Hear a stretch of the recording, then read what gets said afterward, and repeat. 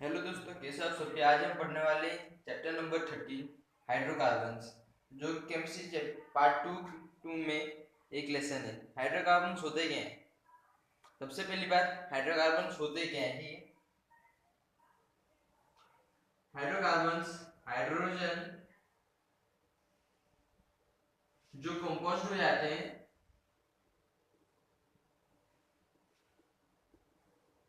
Carbons के साथ, ऐसे हाइड्रोकार्बन्स होते क्या हैं? ऐसे हाइड्रोजन जो हाइड्रोजन कार्बन से कंपोस्ट हो जाते हैं, उनको हम हाइड्रोकार्बन्स कहते हैं। समझे?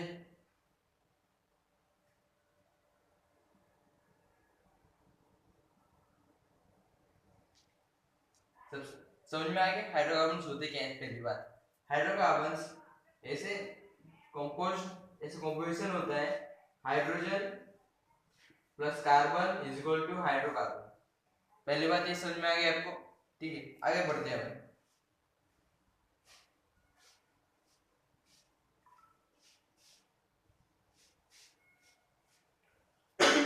इसके कुछ एग्जांपल्स भी होते हैं। एग्जांपल जैसे कि पेट्रोलियम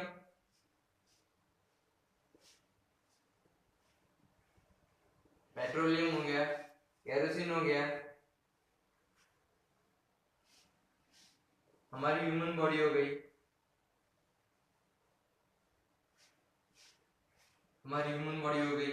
और भी बहुत सारे एग्जांपल्स होते हैं, जैसे कि कोल,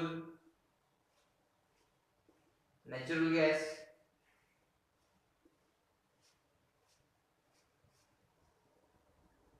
एक्सेट्रा एक्सेट्रा। ठीक है, आप सबको समझ में आएगा हाइड्रोकार्बन्स होते क्या है। अब आगे बढ़ते हैं हम लोग।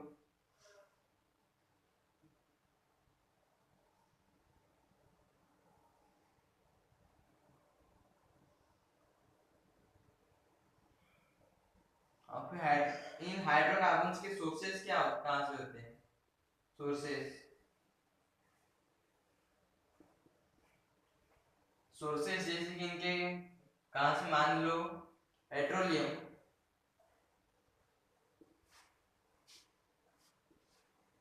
जो कि सॉइल में से मिलता है अपन को,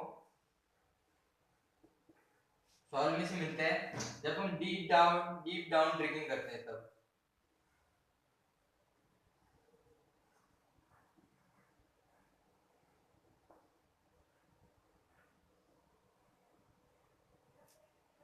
ये हो गया पहली बात, हाइड्रोकार्बन्स।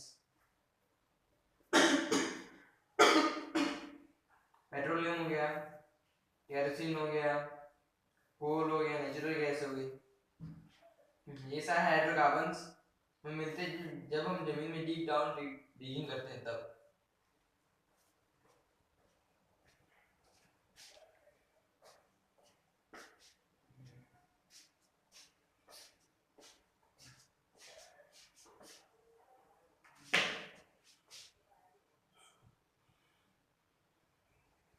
पेट्रोलियम, अब हम पेट्रोलियम की बात करते हैं। सबसे पहले पेट्रोलियम, ये जो हम डीप डाउन डिगिंग करते हैं, ये ऑयल, पेट्रोलियम ऑयल है जो सॉइल के अंदर ट्रैप होता है।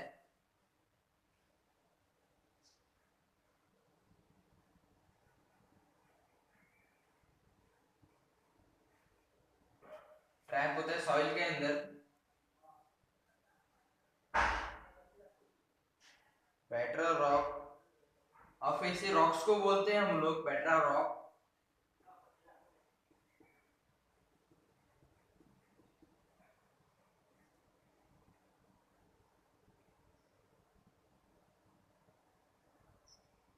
ओलियम ऑयल, या फिर मैं एक और चीज इसको बोल सकते हैं, ओलियम ऑयल।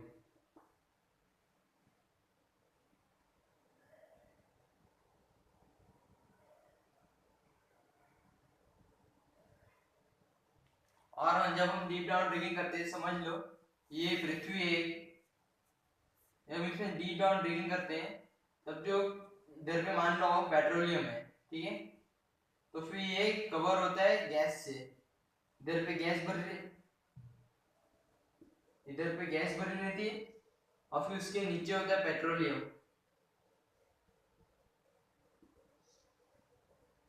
उसके नीचे होता है पेट्रोलियम।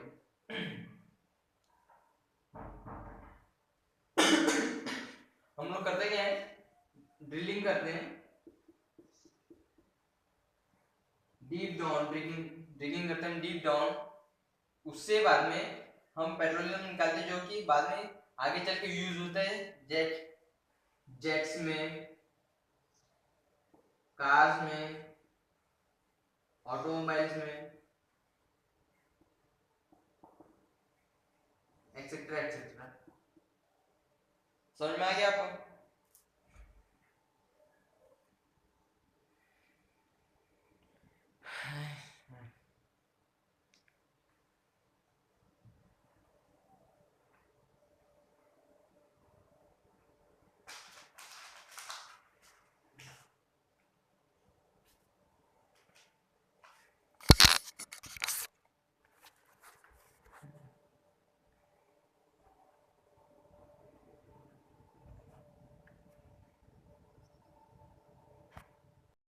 कैसे हो दोस्तों आप सभी? आज हम पढ़ने वाले हाइड्रोकार्बन्स का क्लासिफिकेशन, क्लासिफिकेशन ऑफ हाइड्रोकार्बन्स।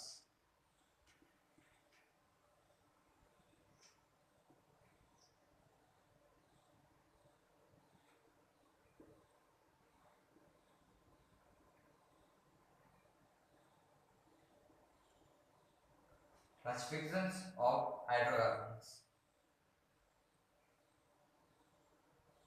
ये दो टाइप के होते हैं। सबसे पहली बार पहला वाला होता है acyclic of acyclic,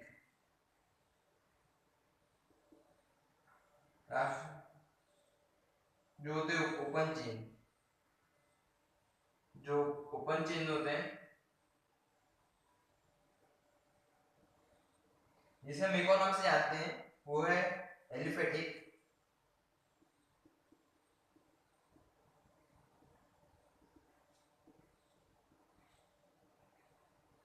aliphatic, acyclic और एलिफेटिक।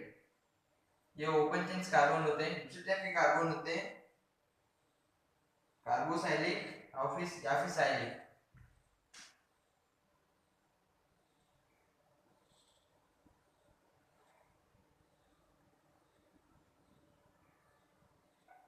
साइक्लिक, कार्बोसाइलिक और साइक्लिक, ठीक है।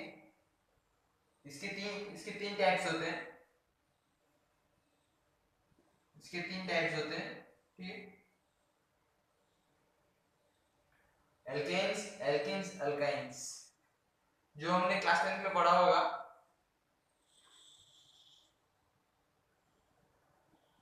एल्केन्स, एल्काइंस, एल्कीन्स, ठीक है। एल्केन्स, एल्काइंस, एल्कीन्स, ये हो गए इसके तीन प्रकार। इसके दो प्रकार होते हैं, असाइक्लिक, एरोमेटिक, एलिसाइक्लिक और एरोमेटिक। एलिसाइक्लिक या फिर एरोमेटिक।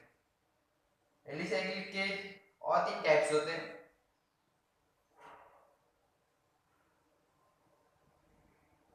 साइक्लोएल्केन्स,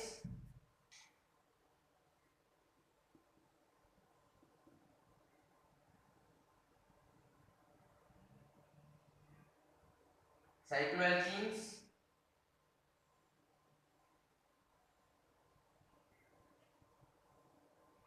और साइक्लोअल्काइंस,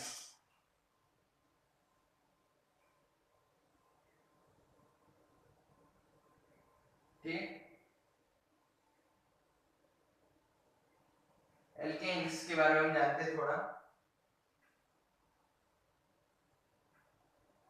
एल्केन्स के बारे में, ये पैराफिन्स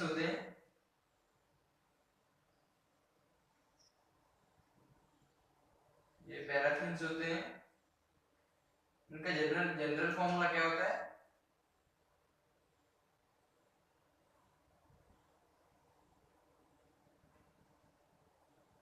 CnH2n+2।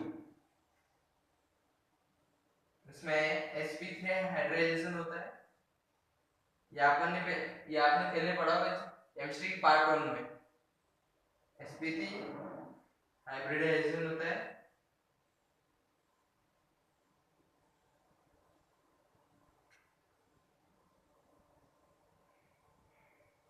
इनमें C बॉन्ड लेंथ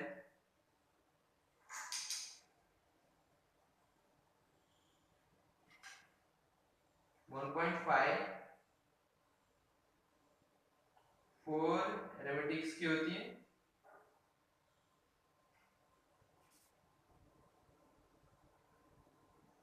और ये केमिकली अनरिएक्टिव होते हैं।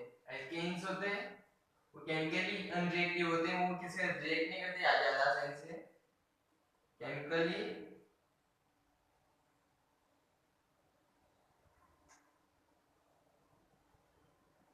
Unreactive.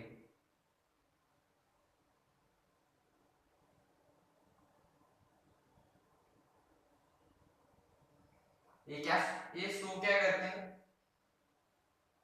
Show chain cohesion and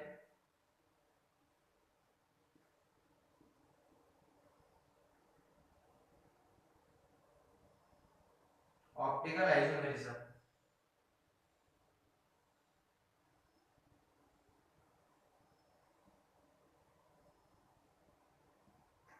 ये चीज शो करते हैं alkanes show chain cohesion and optical isomerism, chemically unreactive, C bond length 1.5 aromatic, sp3 hybridisation, general formula CnH2n+2 और पैराफिन्स होते हैं ये लोग।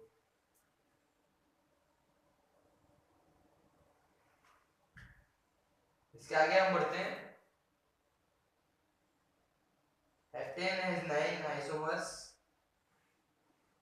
इसमें कुछ गड़बड़ भी होती है हेप्टेन्स के बारे में। Heptanes has 9 isomers, has 9 isomers, octane 18 and decane 75.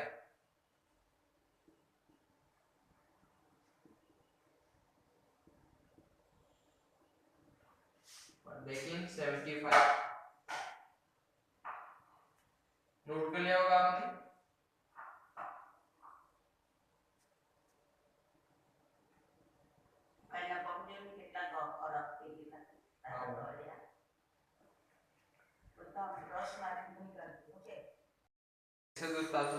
आज मैं आपको नॉमेनक्लेचर का थोड़ा सा एक पार्ट का थोड़ा सा समझा देता हूँ। नॉमेनक्लेचर होता है नेमिंग करते हैं हम जब कार्बन एक हाइड्रोकार्बन दूसरे कार्बन से जुड़ता है और तीसरे कार्बन से जुड़ता है तो उसको हम क्या नाम देंगे, उसको बोलते हैं नॉमेनक्लेचर। ठीक है, इसको हम नाम देना सिखाते हैं। इसमें सबसे पहले कार्बन की गिनती की जाती है, कार्बन कितने हैं।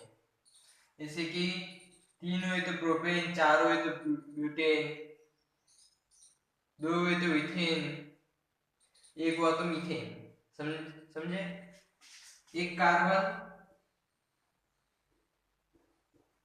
तो मीथेन, 2 कार्बन तो इथेन। वैसे 3 कार्बन तो प्रोपेन, 4 कार्बन 1 2 3 4 तो ब्यूटेन। ऐसे नॉमेनक्लेचर किए जाते हैं। आपकी बुक में पूरी लिस्ट होगी, इनको क्या क्या नाम दिए जाते हैं और कैसे नाम दिए जाते हैं। तो इसमें सबसे पहले कार्बन की गिनती करते हैं। कार्बन कितने चेन में कार्बन कितने होते हैं वो गिन लो पहले, उसके हिसाब से बाद में लिस्ट में देखो नाम कितने होते हैं, उसके आगे आगे बढ़ो और फिर जहाँ पे कार्बन 4 टेट्रावैलेंट होता है, इसके 4 इलेक्ट्रॉन्स फ्री होते हैं, इसको 4 इलेक्ट्रॉन चाहिए होते हैं। इसके लिए इधर पे जहाँ पे फिर इलेक्ट्रॉन फ्री होते हैं तो वहाँ पे हाइड्रोजन जाके जुड़ जाता है।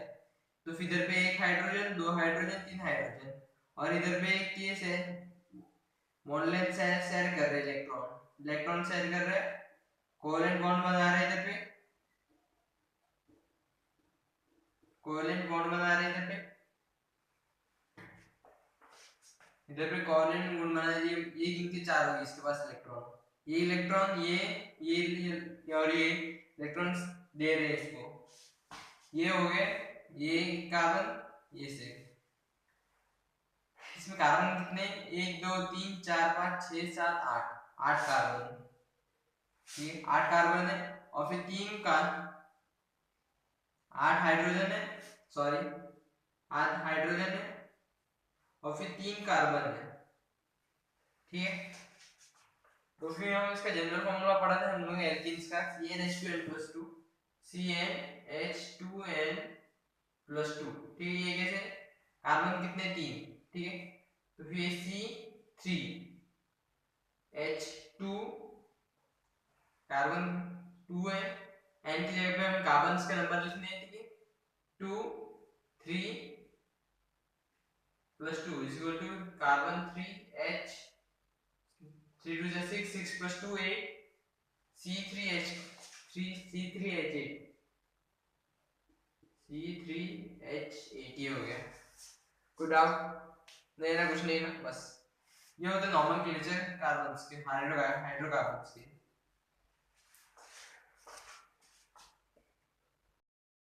तो हेलो दोस्तों, कैसे आप सभी, आप सबका स्वागत है मेरी इस वीडियो में।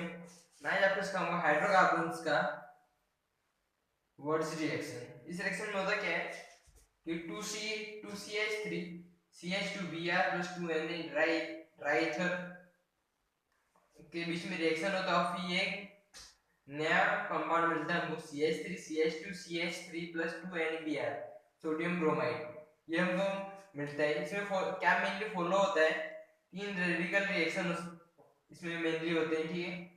और फिर एक एल्केन्स होता है, उसको बनाने में काम आता है ये, जो सिर्फ even numbers of carbon atoms से बने होते हैं, ठीक है।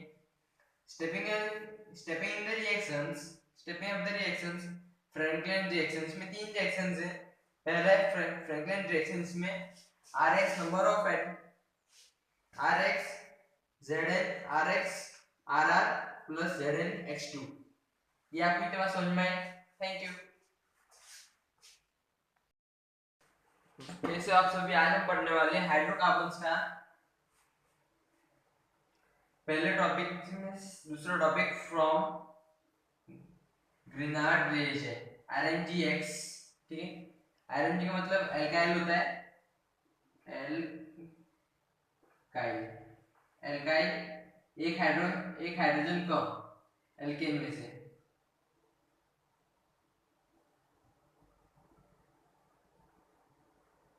एल्केन में से एक हाइड्रोजन कम, उसका मतलब होता है एल्काइल, ठीक है। From green reagent Rmax + HOH, Rmax + MaCOOHX, ठीक है।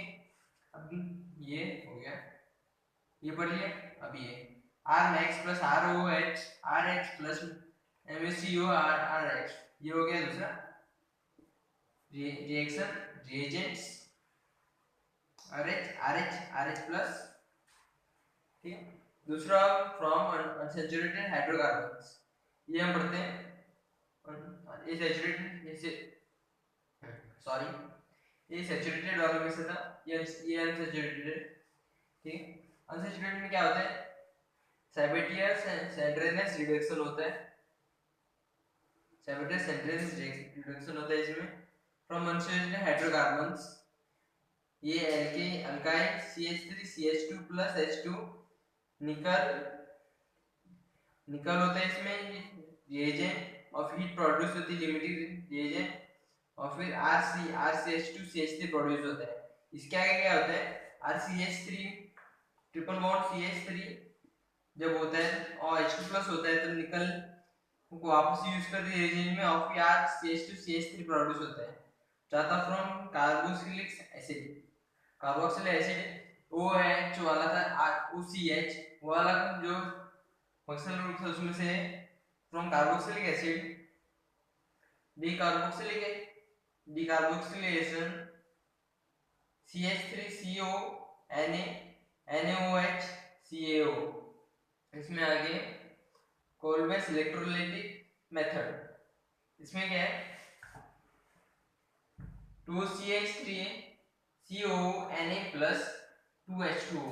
पानी ऐड हो रहा है इसमें, सोडियम ऐसे, ये इथर है, सोडियम इथर में वो सोप पढ़ा था हमने 10वीं कक्षा में, लास्ट क्वेश्चन में था उस सोप वाला, वो है ये 2CONA और सोडियम एसीटेट, सोडियम एसीटेट। ये हम सिंपली हमें ये फंक्शनल ग्रुप, हमें ये कंपाउंड सोप में भी देखने मिलते हैं, इसमें R प्लस COH था अपने 10th क्लास में, ठीक है। 10th क्लास में सोडियम एसीटेट इलेक्ट्रोलाइसिस होता है और फिर क्या बनता है CH3 single bond plus CO2 plus H2 plus 2NOOH। समझ में आ गया आपको? कैसे हो दोस्तों आप सभी? आज हम बात करने वाले हैं हाइड्रोकार्बन्स की फिजिकल प्रॉपर्टीज के बारे में। सबसे पहले आते हैं उसकी नेचर। कोई भी हाइड्रोकार्बन्स के नेचर के बारे में बात करते हैं अभी। सबसे पहले उसके नेचर के, non polar due to covalent nature of C single bond C carbon bond and CC bond CH bond CC bond energy is equal to 83 kilojoules per mole and CH3 bond energy 99 kilojoules per mole। CH3 CH4 gases, CH3 C17 colorless odorless liquid and C17 solids। इतना समझ में आ गया आपको? इसके आगे समझाता हूँ अभी। सॉल्युबिलिटी क्या होती है उसकी, अभी हम कोई भी कंपाउंड आपको पता होगा। अब सॉल्युबिलिटी के बारे में बात करते हैं हम। Like dissolves like, same dissolve हो जाते हैं आराम से। Which polar compound dissolves in polar solvents, जो पोलर कंपाउंड्स होते हैं वो पोलर सॉल्वेंट्स में डिसॉल्व हो जाते हैं आराम से। मतलब कि आपने कोई पोलर कंपाउंड ले लिया, वो आराम से पोलर सॉल्वेंट में डिसॉल्व हो रहा है। Non polar compound dissolves in non polar solvents, मतलब कि कोई भी नॉन पोलर कंपाउंड कोई नॉन पोलर सॉल्वेंट्स में आराम से डिसॉल्व हो रहा है, ये आराम से बात कहना चाहते हैं। सॉरी लाइक इसका मीनिंग यही है, आपको समझ में आ गया होगा। Like dissolves likes, like dissolve like, same एक दूसरे में डिसॉल्व हो जाता है आराम से। और फिर इसका एक और मीनिंग बनता है कि सेम एक इक्वल एक दूसरे में डिसॉल्व हो जाते हैं, अनइक्वल एक दूसरे में डिसॉल्व नहीं हो पाते। मतलब कि या आपने कंपाउंड लिया एक दूसरा कंपाउंड लिया, वो एक दूसरे में डिसॉल्व नहीं हो पाएंगे। और लेकिन जो भी हाइड्रोकार्बन होंगे, लेकिन आपने कोई भी हाइड्रोकार्बन मान लिया, पेट्रोलियम लिया और दूसरा पेट्रोलियम लिया, वो एक दूसरे में आराम से मिक्स हो जाएंगे। लेकिन जो दूसरा केरोसिन लिया और पेट्रोलियम लिया, वो एक दूसरे में आराम से मिक्स नहीं हो पाएंगे। वही ये चीज सॉल्युबिलिटी कहने जाती है। और फिर नेचर के बारे में बात करते हैं हम, ठीक है।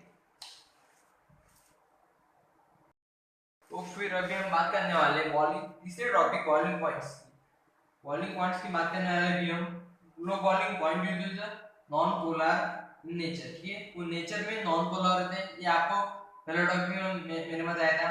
वो नेचर में नॉन पोलर होते हैं, उनके मॉलिक्यूल्स साथ में कॉम्पैक्टली जुड़े हुए होते हैं, are held together only by weak van der Waals forces, ठीक है। उनके बीच में वंडर वॉल फोर्सेस वीक होता है, सिंस हमें पता है कि the magnitude of the van der Waals forces is directly proportional to the molecule size, ठीक है। van der Waals फोर्सेस का मैग्नीट्यूड, मतलब कि van der Waals फोर्सेस की जो पावर होती है वो डायरेक्टली प्रोपोर्शनल होती है वो मॉलिक्यूलर साइज के। एक एग्जांपल देता हूं मैं, increase in the number of carbon atoms, carbon atoms के नंबर में इंक्रीज है, ठीक है। तो फिर van der Waals रेडियस भी कम होगी क्योंकि उधर पे बहुत कॉम्पैक्ट है। तो boiling point is the branch chain alkanes are less than the straight chain isomers, ठीक है। इसमें जो ब्रांच चेन एल्केन्स होते हैं वो लेस होते हैं स्ट्रेट चेन आइसोमर्स से, वो कम होते हैं ऐसे स्ट्रेट चेन आइसोमर्स से। आप समझ सकते हो आगे, इसको नोट कर लेना। तो boiling point of the branch chain alkanes ठीक, वो सिंगल चेन वाले कार्बन होते हैं, उन वो कम होते हैं स्ट्रेट चेन आइसोमर्स से। ठीक, आइसोमर्स आपको पता होगा सेम वाले वो कम होते हैं। ठीक है, this is due to the fact that branching of the chain makes the molecule more compact। ठीक है, मॉलिक्यूल कॉम्पैक्ट कब बनता है, जब वो ब्रांच उसके बीच में ब्रांचिंग ज्यादा होती है, मतलब ज्यादा कार्बन से जुड़े होते हैं, ज्यादातर ब्रांचेस बनी हुई होती है उससे। ठीक है, less than the straight chain isomers। This is due to the fact that the branching of the chain makes the molecule more compact। ठीक है, एक मॉलिक्यूल कॉम्पैक्ट कब होगा, जब देखिए एक कार्बन जैसे कार्बन से, ठीक है, ये कॉम्पैक्ट है, ब्रांच ए से ब्रांच ए से जुड़े हुए, ए से जुड़ा हुआ, ए से जुड़ा हुआ, ए से जुड़ा हुआ, ए से जुड़ा हुआ, ए से जुड़ा हुआ, ए से जुड़ा हुआ, ए से जुड़ा हुआ है, ए से जुड़ा हुआ है, ये से जुड़ा हुआ है, ये से जुड़ा हुआ है, ये से जुड़ा हुआ है, ये से जुड़ा हुआ है, ये से जुड़ा हुआ है, ऐसे एक दूसरे से जुड़े हुए और कॉम्पैक्ट बनते जाते हैं। जितने ब्रांचेस होते हैं उतने ज्यादा कॉम्पैक्ट बन जाएंगे ये, and thereby decrease the surface area and consequently the magnitude of the van der Waals forces। van der Waals forces के जो पावर होते हैं वो कंसिस्टेंटली कम करते रहते हैं। ठीक है, एंड डिक्रीजेस, और कम हो जाते हैं। Thank you.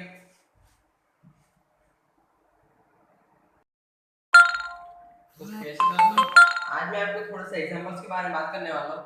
हमने इससे पहले वाले वीडियो में देखा था कि हाइड्रोकार्बन्स का बॉइलिंग पॉइंट के बारे में जाना था हमने। ठीक है, उसके जो प्रॉपर्टीज पढ़ी थी बॉइलिंग पॉइंट के बारे में, 309 282 ऐसे कुछ थी, 309 301 282.5 के ऐसे कुछ बॉइलिंग पॉइंट्स के मेजरमेंट्स थे।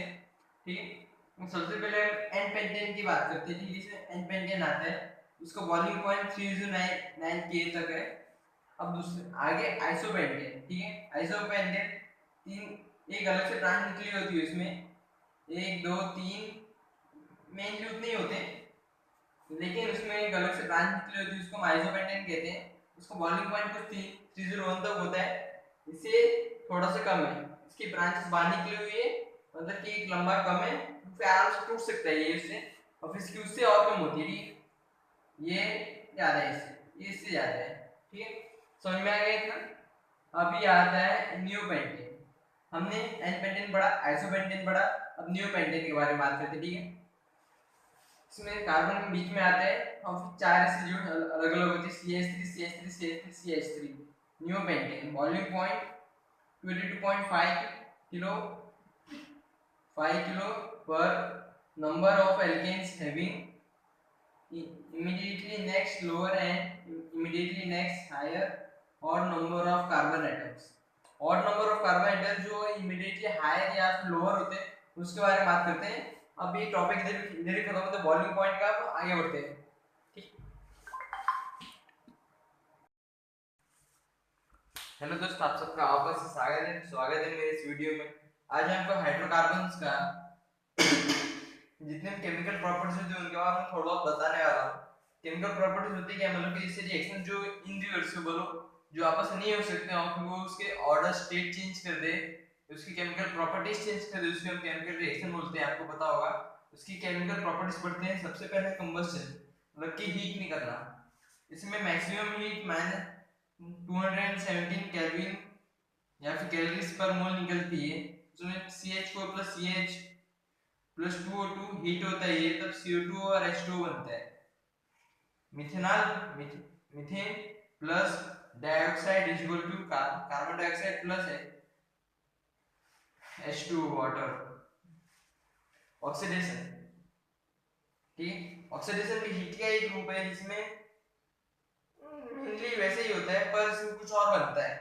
कंबस्शन जलता है, तब ऑक्सीडेशन, मतलब कि ऐसे पड़े रहते हैं, तब जो हीट तब जो रिएक्शन होते हैं उसको हम ऑक्सीडेशन कहते हैं। लेकिन कोई चीज ऐसी पड़ी है, मान लो आपने कोल रख दिया इधर पे, ये कोल है, ये कोल है, ये आपने इसी इधर पे रख दिया, टाइम के साथ ये थोड़ा डिग्रेड हो गया, ठीक है, इसका शेप बदलने का थोड़ा सा डिग्रेड हो गया, बाहर एक लेयर फॉर्म हो गई, उसको हम ऑक्सीडेशन बोलते हैं, CH4 प्लस CH2। ज्यादातर हीट बढ़ती है तभी ऑक्सीडेशन होता है। See in the presence of copper, copper है, कॉपर के प्रेजेंस में CH3OH, ठीक है, हाइड्रोक्साइड, ये एक बनता है। इसका एक और एग्जांपल है methanol plus O2 MgO3 HCOH, methanol के प्रेजेंस, तो मिथेनॉल बन हाइड्रोक्साइड प्लस H2O, ये बनता है। अब सब्स्टिट्यूशन की बात करते हैं, मेन टॉपिक है केमिकल प्रॉपर्टीज, इसमें से ये एग्जाम में आ सकता है सब्स्टिट्यूशन। इसका पहला टॉपिक है हेलोजनेशन, CH4Cl2, ठीक है, UV की प्रेजेंस में CH3 methanol chloride plus hydrochloride acid बनता है, हाइड्रोक्लोराइड बनता है। ये पॉइंट एक नोट कर लेना, iodisation is a reversible reaction, ये एक रिवर्सिबल रिएक्शन है, इसमें चेंज तो होते हैं उनके स्टेट, मॉलिक्यूल्स चेंज तो होते हैं, पर ये रिवर्सिबल रिएक्शन है, so it can carried out by heating. और ये कैसे करते हैं, एल्केन को हीट करते हैं अपन in the presence of some oxidation agent like mercuric acid है, iodic acid HiO3, nitric acid HNO3 और mercuric acid HgO, which oxidize Hi formed during the reaction। Hi बनता है आयोडीन का हाइड्रोजन का एक कंपाउंड बनता है Hi, वो उससे वो रिवर्सिबल हो सकता है, जिसको ऑक्सीडाइज कर देते हैं आयोडीन और हाइड्रोजन को। इसमें आपको पता है कोई भी कंपाउंड हो गया, कोई भी एलिमेंट हो गया, ठीक है,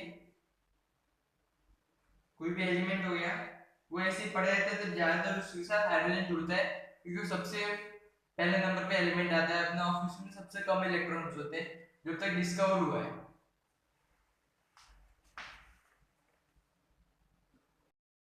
तो फिर अभी हम वही आयोडाइजेशन रिएक्शन की बात करने वाले हैं। इसमें हमने पिछले वीडियो में देखा था कि ये रिवर्सिबल है, तो फिर कैसे रिवर्सिबल है वो देखते हैं, ठीक है। सबसे पहले मीथेन रिएक्ट करता है आयोडीन से, हीट प्रोड्यूस होती है और फिर CH3I बनता है और Hi बनता है, ठीक है। Hi इधर पे बना, अब ध्यान दीजिए इधर 5Hi plus HiO3 iodisation acid react करता है तो 3H2 बनता है, पानी बनता है, और फिर सॉल्ट बनता है, 3Hi2 बनता है, ठीक है।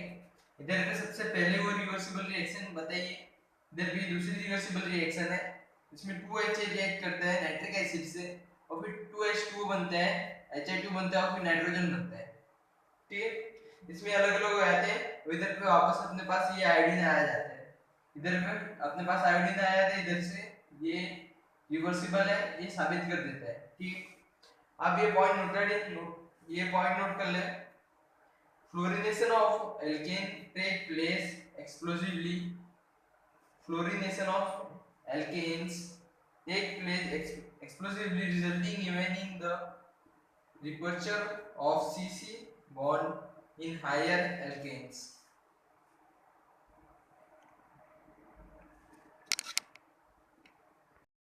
हेलो दोस्तों, तो अभी हम बात करने वाले हैं हाइड्रोकार्बन्स के फीचर्स ऑफ हेलोजनेशंस के बारे में, ठीक है। हेलोजनेशंस के फीचर्स में मेनली कुछ नहीं, 1 डिग्री 2 डिग्री 3 डिग्री के बारे में बात की गई है, जिसमें हम सबसे एन ब्यूटेन लेते हैं, ठीक है। एन ब्यूटेन लेते हैं हम सबसे पहले,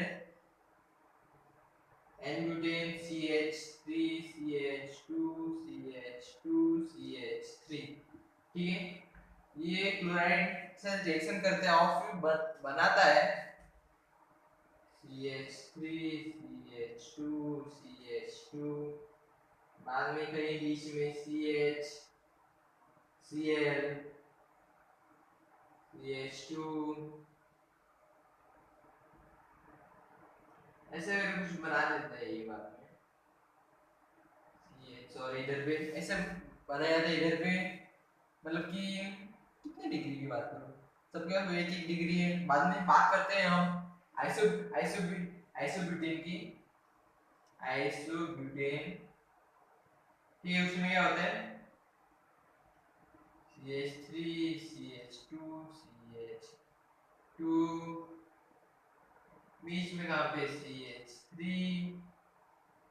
CH ऐसा कुछ वो रिएक्शन होता है क्लोराइड के साथ HB लेके और फिर बनाता है CH3 CH3 CH3 कार्बन ही इधर पे सिर्फ कार्बन ही और फिर इधर पे Cl बस एक बना जाता है इसमें आ ज्यादा कुछ है नहीं फीचर वैलिडेशन में rate the reactivity of halogens ऐसे इंक्रीज करती है सबसे ज्यादा फ्लोरीन की होती है बाद में क्लोरीन के बाद में ब्रोमाइड की बाद में आयोडीन की एक ऐसी रिएक्शन सीरीज होती है बाद में rate of replacement of hydrogens of alkanes बाद में एल्केन्स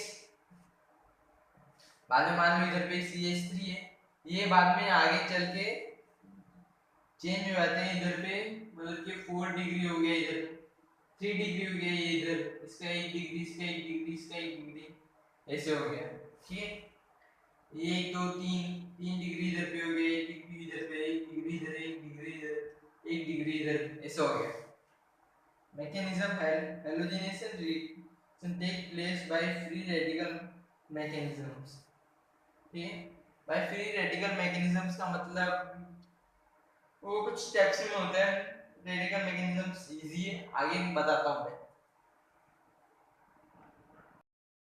अभी हम पढ़ेंगे mechanism in few steps hydrocarbon से मैकेनिज्म इन फ्यू स्टेप्स पढ़ेंगे पहला स्टेप है इनिटिएशन इसमें चेन इनिटिएशन स्टेप्स बताए Cl तो 2Cl मान लो वो हो गया दूसरा चेन प्रोपगेशन स्टेप पहला दूसरा chain propagation step CH4 plus Cl CH4 plus HCl बनेगा CH4 एक है इधर पे चला गया HCl एसिड बना दिया इधर CH3 plus Cl2 CH3Cl plus Cl chain termination step Cl plus Cl2 2Cl Cl2 ClCl CH3 plus CH3 CH3 CH3 CH5 plus Cl CH3Cl जुड़ गया बस ये बस जुड़ गए सिंपल है आपको इतना समझ में आ रहा होगा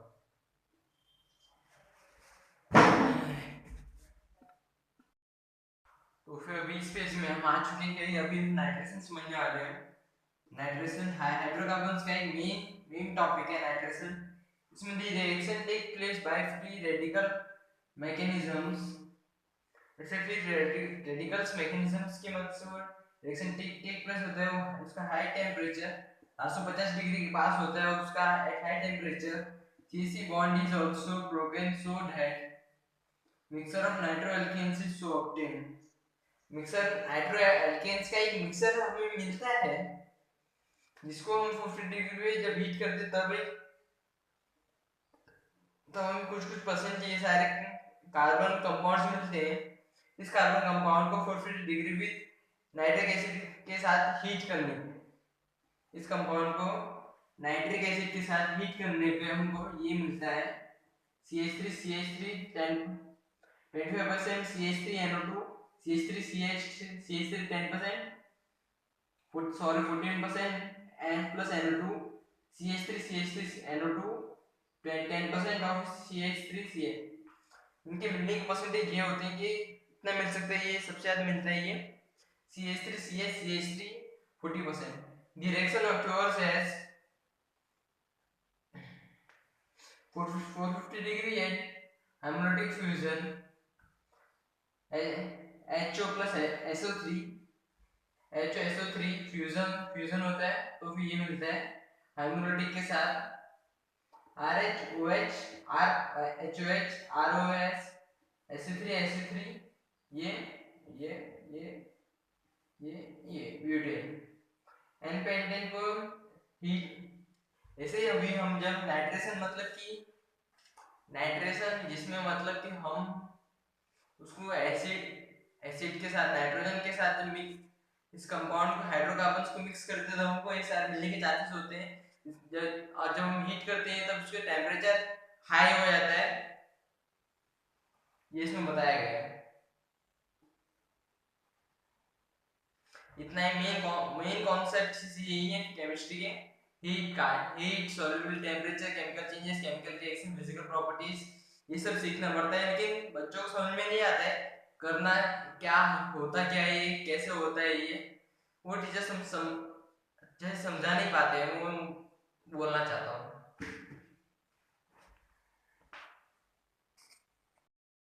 तो कैसे दोस्तों आपने अब आज हम हाइड्रोकार्बन के बारे में पढ़ने वाले हैं। एरोमेटाइजेशन ये शब्द एरोमा से आया है, एरोमा एरोमा से शब्द आया है एरोमेटाइजेशन।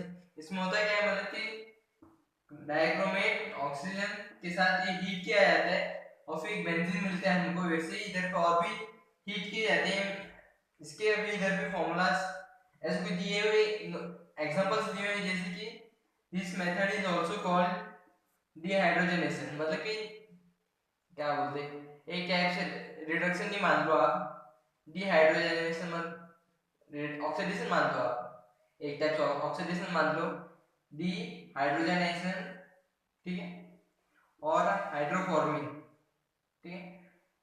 हाइड्रोफॉर्मिंग का मतलब तो मेरे को पता नहीं इतना, लेकिन मैं आपको जितना समझ में आ रहा है उतना समझाता हूँ। Similarly heptane gives toluene, octane gives xylene and 2 methyl heptanes give enzyme. समझ में आ गया? इतना सिंपल है, बस clear.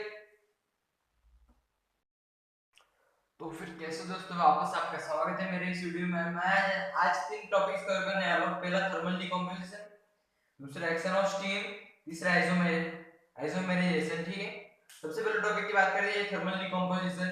When higher alkanes are heated at high temperature, जो हाई एल्केन्स होते हैं पेट्रोलियम वगैरह हो, पेट्रोलियम जैसे हाई एल्केन्स होते हैं सिंगल बॉन्डेड वाले एल्केन्स, जब वो हाई टेंपरेचर पे हीट कर देते हैं प्रेजेंस ऑफ एल्युमिनियम या कोई मेटल प्रेशियस मेटल जैसे कि एल्युमिनियम और सिलिका कैटलिस्ट बन जाते हैं उसके लिए, और फिर मतलब कि रिएक्शन एजेंट बन जाते हैं, और फिर alkanes break down lower alkanes and alkanes.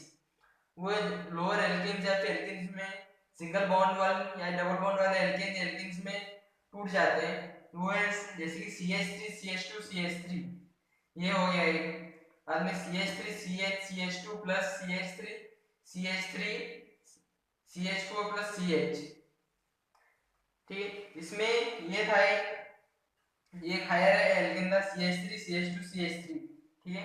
ये बाद में टूट गया CH3 CH CH2 में, ये इससे छोटा है, इसमें ये ज्यादा कंपाउंड्स, इसमें कम कंपाउंड्स है, इसमें ज्यादा कंपाउंड्स है, एलिमेंट्स ज्यादा और कम है, ठीक है। बाद में ये CH3 टूट गई इसमें। अब इन दोनों का इसका देख लो, इसको देख लो, दोनों में से बड़ा कौन है? ये बड़ा है। बाद में CH4 का देख लो, ये कौन बड़ा है, कौन बड़ा है? आपको सीधा सीधा पता चल रहा है ये बड़ा है, और फिर जब हीट किया जाता है एल्काइन या सिलिका में टूट जाता है इसमें। अब सातवें पे आते हैं हम एक्शन ऑफ स्टीम, ठीक है। कैटलिस्ट निकल एल्युमिनियम Al2O3, कैटलिस्ट निकल या फिर एल्युमिनियम बन जाते हैं इसमें।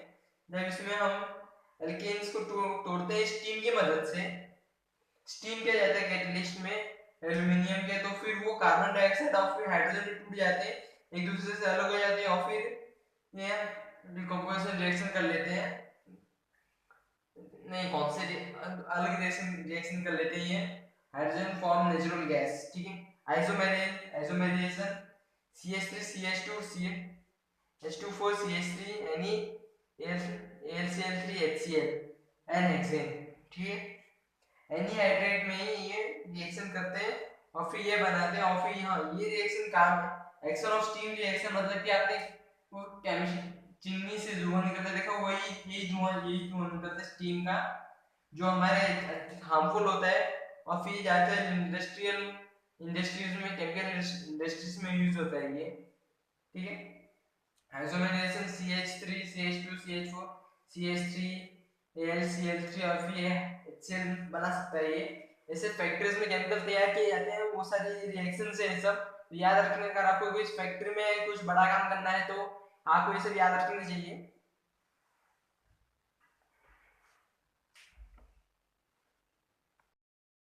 तो हेलो दोस्तों, कैसे आप सभी। आज हम पढ़ने वाले हैं पॉलीमिक साइक्लिक पॉलीमराइजेशन के रिजल्ट्स के बारे में, थोड़ा बहुत पढ़ेंगे अभी।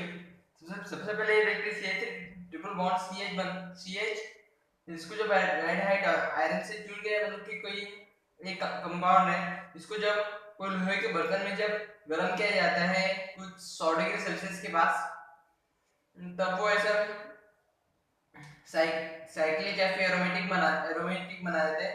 और फिर से एक्टिविटी ऑफ अल्काइंस कहते हैं, टर्मिनल एल्कलीज और एसिडिक इन नेचर, मतलब कि HCHCl3 इसकी टर्मिनल एल्काइंस है, टर्मिनल एल्काइंस है, सोडियम के साथ बनता है, वो HCCH3 ट्रिपल बॉन्ड से ऐसे को प्रोड्यूस करता है।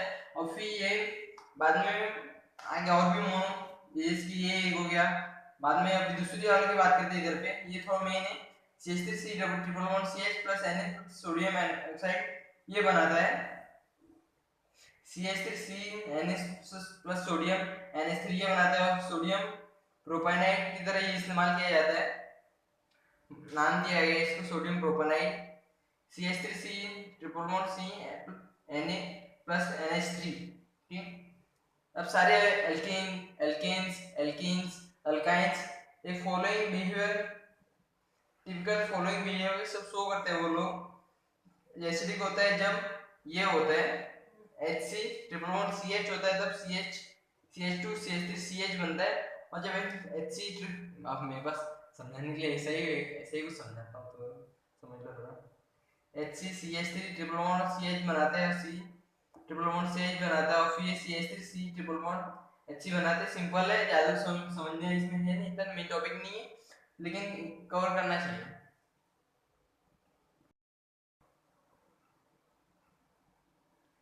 तो कैसे दोस्तों, आपस में आपका स्वागत करता हूँ अपने नेक्स्ट लेसन में।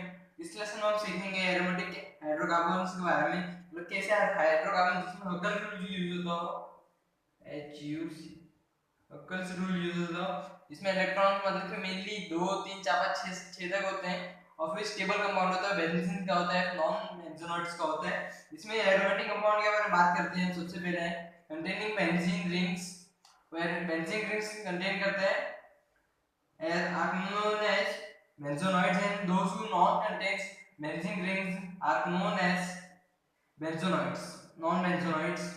इसके स्ट्रक्चर के बारे में बात कर लेते हैं हम। Structure of benzene chemical structure, as we know, HCCH C triple bond, it is the structure of benzenoids, non-benzenoids of aromatic compound, cyclic compound. Resonance and stability of benzenes is depend on the benzene is a hybrid or non-resonating structure. It's a non-resonating structure or a hybrid. It depends on it also. तो इसमें थोड़ा आगे चले जाते, इसमें हम बात करते हैं थोड़ा orbital overlapping picture benzenes. All the 6 carbon atoms in benzenes are of hybridized, and these hybrid orbitals form single bonds. मतलब कि what I am explaining, what is telling about the orbital overlapping picture benzenes. All the 6 carbon atoms in benzenes are sp2 hybridization, contains sp2 hybridization, and these hybrid orbitals form single bonds.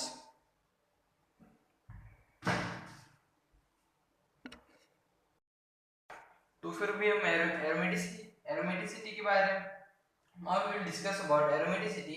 The compound that follows the following feature are to be considered aromatic, मतलब कि जो भी मतलब कि which aromatic compound follows the following feature are called aromatic, and such features has five bonds are sigma bond, and they are not connected to the nuclei as much as the sixth bond called the pi bond. These bonds are made in a structure that the sixth bond is very connected to the nucleus, as it makes such a stable bond, and it is called as the benzenes. This is due the benzenoids are very connected to each other and make a stable compound. Here we will study about aromacity. The compound that follows the following feature are to be considered as aromatic. It is called the aromacity of a compound. First, planarity. Second, complete dedication of the reaction of the pi electron in the ring. Second, completed delocation of the pi electron in the ring. Third, presence of 4n plus 2 pi electron in the ring.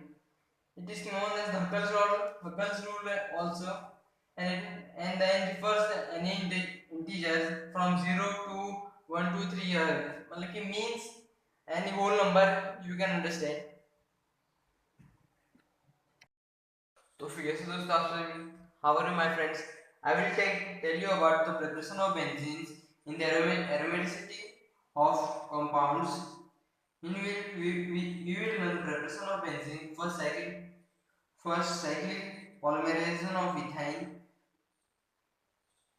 Second, decarboxylation of aromatic acids, means the cyclic polymerization of ethane plus sodium hydroxide is reacted by the catalyst calcium oxide and generated in polymerization of sodium carbonate. The reduction of phenomenal is reduced to benzene by passing its vapors by heated zinc dust. Plus phenomenal plus zinc is used to heat, and zinc oxide is get an oxide heat as it is created. Physical properties: aromatic hydrocarbons are not polar molecules and are usually colorless. Liquids or solids with a characteristic aroma. Aromatic hydrocarbons are immiscible with water but are readily miscible with the organic solvents. They burn with sooty flames. Chemical properties: areas are characterized. Arenes are characterized by electrophilic substitution reaction processed via the following three types: